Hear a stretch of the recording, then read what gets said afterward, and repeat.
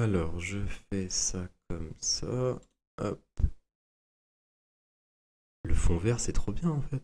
Eh bien, salut tout le monde les amis, excusez-moi pour cette intro, voilà, je découvre la magie du fond vert, tout simplement, j'ai totalement abandonné l'idée d'avoir un décor au final, là on est directement sur place, je vous mets une petite image du circuit, au moins vous savez directement de quoi on parle. Aujourd'hui, vidéo analyse pronostic du Grand Prix d'Arabie Saoudite 2022, énormément de choses à dire.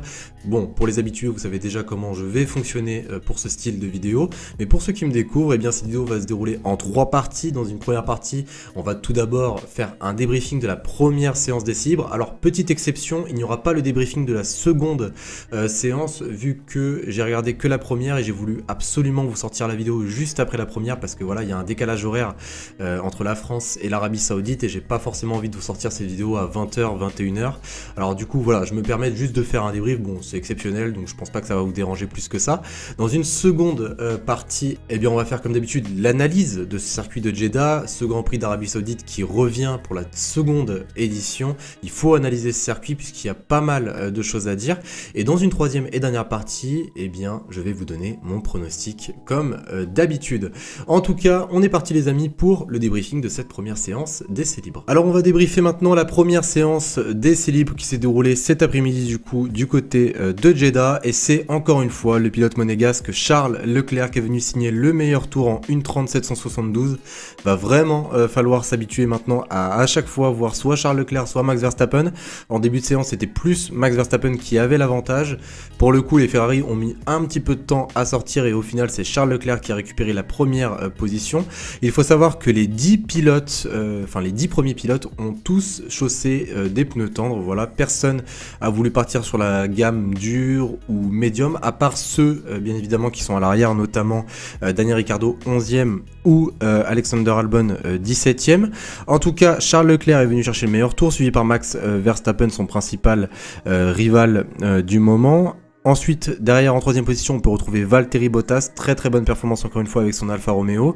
Carlos Sainz, quatrième. Il faut savoir que Carlos Sainz, il y a de grosses rumeurs comme quoi il va re-signer son contrat pour une durée de 2 années supplémentaires. Derrière, on peut retrouver Pierre Gasly, cinquième. Sixième, Yuki Tsunoda, bonne performance du pilote japonais. Septième, Sergio Perez, un petit peu plus en difficulté quand même, Sergio Perez. Huitième, on peut retrouver la Alpine d'Esteban Ocon. Neuvième, Lewis Hamilton. Et 10e Fernando Alonso. Donc voilà, en termes de nouveautés et en termes de ce qui s'est passé pendant cette séance, eh bien il faut savoir que Nico Hülkenberg est toujours présent, malheureusement Sébastien Vettel a été testé positif encore une fois, du coup on devrait revoir le quadruple champion du monde du côté du Grand Prix d'Australie.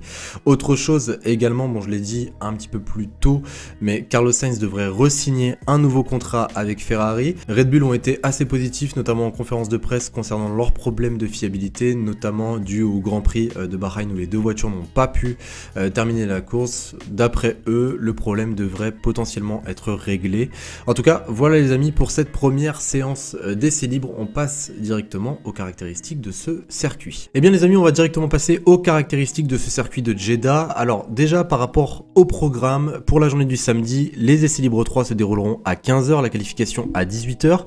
Pour le jour de course, la course sera à 19h précisément. Voilà, attendez-vous à voir mon débrief apparaître dans la nuit, tout simplement. Au niveau des prévisions météo, au niveau de la chaleur, ça sera entre 24 et 27 degrés, à peu près les mêmes choses qu'on a eu à Bahreïn. Par contre, là où ça va être intéressant, c'est surtout au niveau du vent. Voilà, entre 29 et 37 km/h de vent attendu pour la journée du samedi, du coup pour la qualif. J'ai hâte de voir qu'est-ce que ça va donner en termes d'aérodynamisme sur les monoplaces. Un petit peu moins de vent pour la journée de dimanche, entre 21 et 24 degrés. Les pneus sélectionnés par Pirelli sont les C2, les C3 et les C4, donc c'est pas la gamme la plus tendre, mais c'est pas non plus la gamme la plus dure. Au niveau des données, alors déjà, le tour en course le plus rapide avait été réalisé en 1:30.734 par Lewis Hamilton l'année dernière. Lewis Hamilton a également réalisé le tour le plus rapide en qualification en 1:27.500. Au niveau de la distance de ce circuit de Jeddah, elle sera de 6,1 km. La longueur de la course au total sera de 308 km. La première apparition de ce Grand Prix d'Arabie Saoudite fut en 2021, du coup l'année dernière, je vous apprends rien.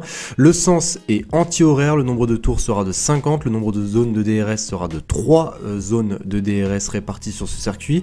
Au niveau des virages, il y en a 27, 16 à gauche, 11 à droite. La pole position se situera à la droite du circuit et la distance entre la pole position et le premier freinage, ou du moins le premier virage, est tout simplement de 230 mètres. Donc il devrait, j'espère, y avoir des étincelles. En tout cas les amis, voilà pour les caractéristiques de ce circuit de Jeddah. On passe directement à la partie pronostic. Et bien maintenant les amis, on va passer directement à la partie pronostic et il faut savoir quelque chose. Voilà, je l'avais déjà annoncé la semaine dernière et d'ailleurs vous avez été nombreux à vous en réjouir et je vous en remercie infiniment. Il faut savoir que cette partie pronostic est en partenariat avec Betclic. Donc pour ceux qui ne savent pas ce que c'est, Betclic c'est un site de paris en ligne. Donc voilà, il y a une offre en ce moment, 200 € offerts sur votre premier pari. Donc n'hésitez pas, voilà, ces 200 € sont offerts si vous utilisez mon code promotionnel RamiF1. Donc voilà, n'hésitez pas pour ceux qui veulent jouer et même ça soutient la chaîne YouTube. Et bien évidemment, n'oublie pas le plus important, jouez avec modération, jouez responsable. Et si vous êtes mineur, ce n'est pas fait pour vous. En tout cas, on est parti maintenant sur mon pronostic. Et bien moi, mon pronostic, il est pas si compliqué que ça. Je vois pas les Red Bull avoir un problème de fiabilité comme ils ont eu malheureusement pour eux la semaine dernière.